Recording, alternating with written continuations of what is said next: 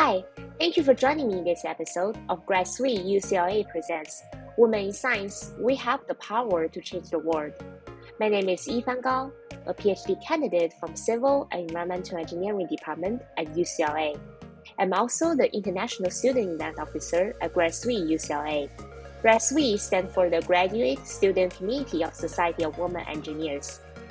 Our goal is to provide support to graduate students and help them shine in their future career. We are going to host a series of interviews to female scientists, and we hope we can encourage more women to join the community of STEM. Our guest today is Dr. Marjon Zamani. She's a postdoc from Professor Ariel First Lab at Chemical Engineering Department, MIT. Her research mainly focuses on developing electrochemical biosensors for point-of-care diagnostics. Hi, Marjon. It's really nice to have you in our channel. Hi, thank you so much for having me. I'm really excited to talk to you. Thank you. So could you introduce yourself to the audience? Sure. I'm Marjon Zamani. I'm currently I'm a postdoc in Professor Ariel First Lab at MIT in the Chemical Engineering Department. I got my degree in physics with a biophysics concentration at Haverford College, where I worked with Professor Suzanne Amador Kane to study bird flocking behavior. And then I worked at the NIH for 2 years in Dr. Kapil Bharti's lab as part of a collaboration with a lab at Harvard in Don Ingber's lab to work on organ-on-a-chip technologies. And then I got my PhD in biomedical engineering in Professor Kathy Clapperidge's lab, developing point-of-care diagnostics for low resource settings. And now I'm continuing that similar line of work in Professor Ariel First Lab currently. Yeah. It sounds like a really diverse experience. So I personally am not biomedical major, but I work in biomedical lab. So I think it's like super cool, like all your research. But I'm not quite familiar with that. So that's why I want to ask you this question, like why like you chose to join Professor Force Lab and transfer. I know like you were from chemical engineering, right? Like transfer. So my degree is in biomedical engineering, but Okay. I work in the chemical engineering department now. Yeah, and I think that's what's great about biomedical engineering research is that it's so interdisciplinary. Because even though I'm in the chemical engineering department now, and I was in the biomedical engineering department at BU, the type of research that I do is actually very similar. And so I have kind of a unique situation where during my PhD, I was interested in developing electrochemical biosensors, and there wasn't anybody in the lab at the time who was really working in that field.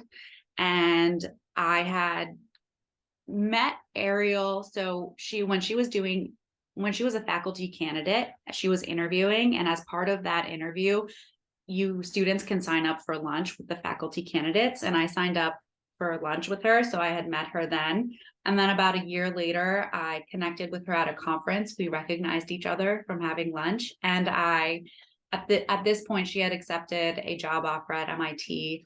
And because she had the expertise that in the project that I was developing, I just really wanted to connect with her and pick her brain and ask her questions. And she ended up just like taking me under her wing and mentoring me and answering all of my questions. And she ended up being on my committee, and she played an active role in helping me develop my project and my PhD project. And I was lucky that I was able to continue that work with her.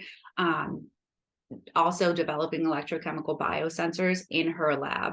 So even though it's a different department, the nature of the work is very similar. Got it. So you have the background of biomedical, and then but what Professor Force do is like the interdisciplinary research, like biomedical and chemical engineering. So that's Yeah, I think biomedical engineering is by nature very diverse. So in my cohort, there are maybe like 10 of us who are close friends, and we were all in the same cohort for biomedical engineering, but we all worked in different labs, and the nature of all of our research like is pretty different. Oh yeah, I also work, I'm from civil and environmental engineering. You're thinking about Yeah. concrete, wastewater, but I also work in biomedical lab for like 2 years, even during the pandemic, so Yeah. that's why I know Yeah. biomedical research is really like, diverse and interdisciplinary. So you can always like transfer to other department. But it's basically Yeah. covered my next question, like some students they wanted to find a postdoc in other departments. Probably their major are not like biomedical research, not that interdisciplinary, but they still wanted to transfer to, for example, chemistry or different like other departments. But do you have any suggestions for them, like if they wanted to Um, same path? you mean, so if you want to switch Yeah. from, so I guess my like how I got my postdoc was a little bit unique in that I kind of had this working relationship with Ariel before and was able to work with her. So I guess my advice to people would be, if there is an area of research that you want to go into and say X professor has expertise in that research, you could try reaching out to them, sending them an email, asking them to be on your committee if your advisor is okay with that. And I actually, so I was always interested in more biological questions, but I ended up majoring in physics with a biophysics concentration. And I think that having that quantitative background really helped me transfer into other fields. So getting a strong base in like with a very yeah, I think it's just reaching out to people who are in that field to see if they can help you and support you. Yeah, so it's not just about the background, it's also connection and reaching out to the professional, Absolutely. actually talking to Absolutely. them and to see if your skills will actually fit the lab. It's really, Absolutely. Absolutely. Yeah. yeah. And see if there are skills that you can, and asking people who have expertise in the field that you want to go into what skills you need. So what work you need to do to learn the skills that you need to be successful in that field. That's a really like practical suggestions Mhm. to the students that wanted to find like postdoc position. It's always connection, talking to people. Don't be afraid of reaching out to professors. Absolutely. Even you are from Absolutely. there, like I'm from civil. For example, I wanted to reach out professor in physics. That's that's crazy, but I actually need to talk to them and to see if Absolutely. their niche. Yeah. Absolutely. Because the worst that happens is that you just don't get a response, which is fine. So you can just be persistent and cast a wide net, because there ultimately are people who want to help and who are willing to put in that time and that energy to mentor you. And it's just, you just have to make the ask is all, and just be willing to be flexible and do the work that you need to do to pick up the new skills. Yeah. Yes. I know like making, from 0 to 1, like actually reaching to professor is always like a problem for females because we are more Mhm. like hesitant to talk to people or like reaching out. So that basically gave me my next question for our organization, GradSWE. We are from Society of Women Engineers. We wanted to Yeah, support all female STEM students and to help them find their niche in their career. So, like as a absolutely. female scientist, what challenges have you met in the way that you made these big decisions, whether reaching out to Professor Forrest or changing your department?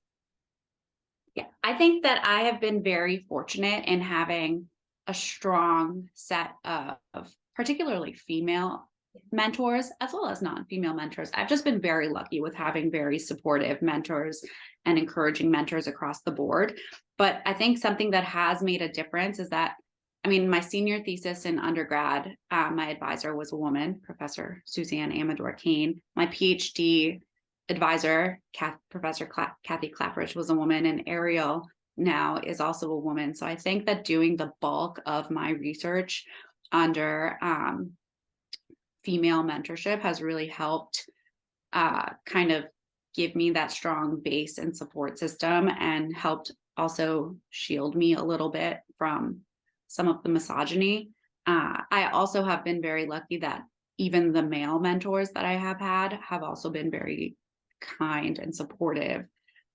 So I would suggest just investing the time and energy and seeking out relationships that are supportive, and that includes finding supportive mentors, friends, etc., because that is, I think, really important. And it's also just inspiring to know, you just look at the female faculty or female people, like accomplished people around you, and take inspiration from what they have accomplished, and know that you can also accomplish that as well.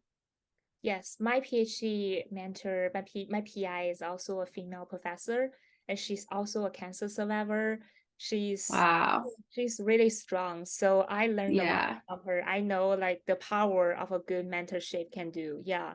absolutely. Oh, absolutely. I mean, that can, yeah, 100%. Yeah. So investing the time and energy into seeking out those strong connections is really important. And that goes back to, even if you feel hesitant to reach out, that's kind of when you work to push past that and reach out anyway. And it's okay, and just keep reaching out, because you will end up finding those connections that are supportive, and it'll be worth it in the end. Yeah. Right now we are talking about our mentors, our like Yeah. role models. My next question is, do you have any role model that you look up to while you are pursuing Yeah. career? Yeah, I think all of my role models have been my, like, very fortunate to have very strong female role models. All of them, Suzanne, Kathy, Ariel, I look up to tremendously. Um, and I also have been very lucky to have, honestly, all of the mentors that I have. I've been very fortunate, like my first and foremost, like my dad or Kapil from the NIH. And I've been very fortunate to be able to kind of witness how they overcome the challenges and obstacles that are in front of them, and take that as inspiration to apply it to my own life as well. Yeah, the power of a role model is always really, I think, is beyond our imagination.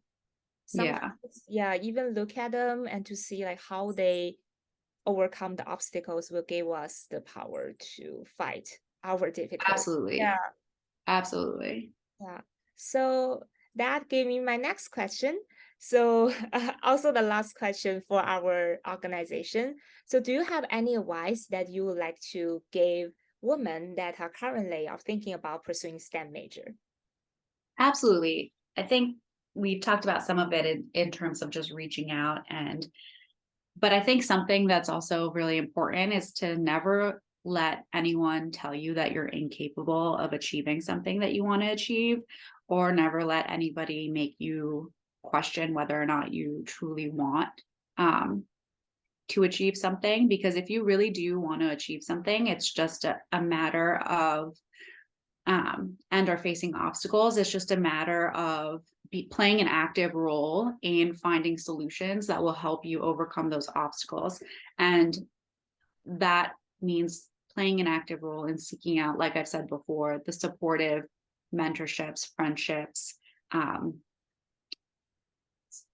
Yeah. that will help you, and help you also give you the tools that you need to be successful. And it's also about asking, being curious and asking how you can improve, what skills can you learn. And as long as you play an active role in um, finding the tools that you need to be successful, I believe that you can accomplish what you want to.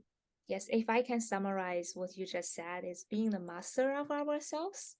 Is Yeah, yeah, so we can control our destiny or control our career path by actively asking, reaching out, asking questions, being curious, and also taking the action. absolutely. Absolutely. Just like being bold in that regard. Yes, I totally agree Yeah. with you. Yeah. Yeah, thank you so much. Thank you so much for being Yeah. with us and all the insightful suggestions to the audience. Yeah, thank you so much. I really appreciate, I've really enjoyed talking to you, and I think it's great what you're doing. So thank you so much. Thank you. Thank you for joining me for today's episode of Women in Science. We have the power to change the world. Please hit the subscribe button and follow us to hear more stories from female scientists.